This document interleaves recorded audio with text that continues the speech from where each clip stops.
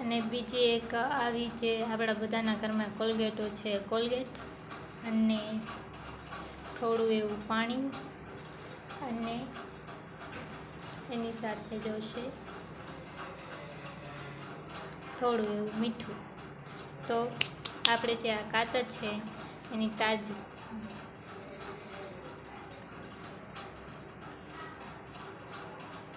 કાતરને આપણે ધારદાર બનાવવી હોય, તેજ બનાવવી હોય તો એના માટે જે આ કોલગેટ છે એને થોડી આ જે કાતર છે એના ઉપર લગાવો.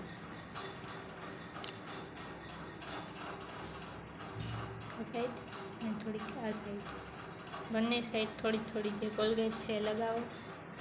અને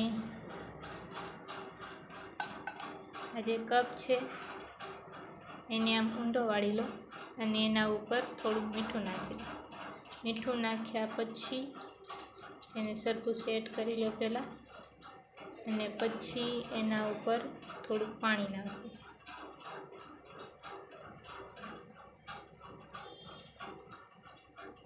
પાણી નાખ્યા પછી આપણી જે આ કાતર છે એની જે આ ધાર હોય છે એને આપણે જે આ કપનો જે કાંઠો હોય છે ત્યાં આપણે ઘસવાનું આવી રીતે.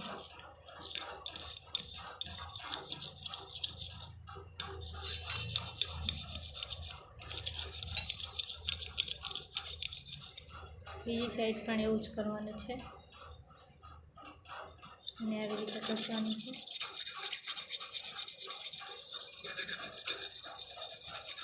તો આવું કરવાથી તમારી જે કાતરની ધાર છે એ પહેલાંથી ખૂબ જ વધારે ધારદાર થઈ જશે, તેજ થઈ જશે.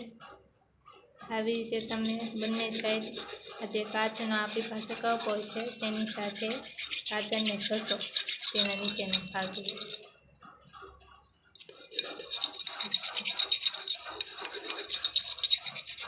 5-10 મિનિટ સુધી તમે જો આ કાતરને આવી રીતે ઘસશો તો તમારી જે કાતર છે પહેલાં જેવી નવી થઈ જશે અને ગમે તે કાંઈ વસ્તુ, જાડી વસ્તુ હોય, જાડું કપડું હોય એને કાપવામાં મુશ્કેલી નહીં પડે. તો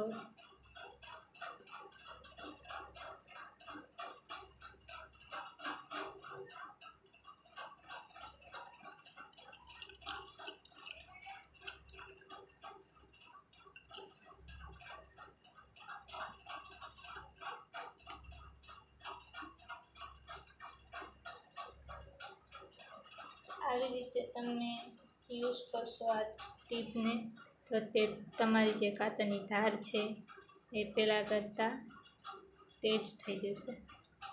તો તમે જોઈ શકો છો કે આ કાતરની જે ધાર છે એ તેજ દેખાય છે. તમે તમારું જે કાંઈ જાડું કાપડ કે એવું કાંઈ હોય એને કટ કરીને એકવાર જરૂરથી જોજો, કારણ કે આ જે ટીપ છે એ ખૂબ વાયરલ છે અને આ ટીપ તમારા માટે ખૂબ યુઝફુલ છે. અને ખાસ તો જે મહિલાઓ પોતાના ઘરમાં જે સંચ હોય છે, સિલાઈ મશીન એ યુઝ કરતી હોય છે તો એના માટે પણ આ ટીપ ખૂબ જ યુઝફુલ છે.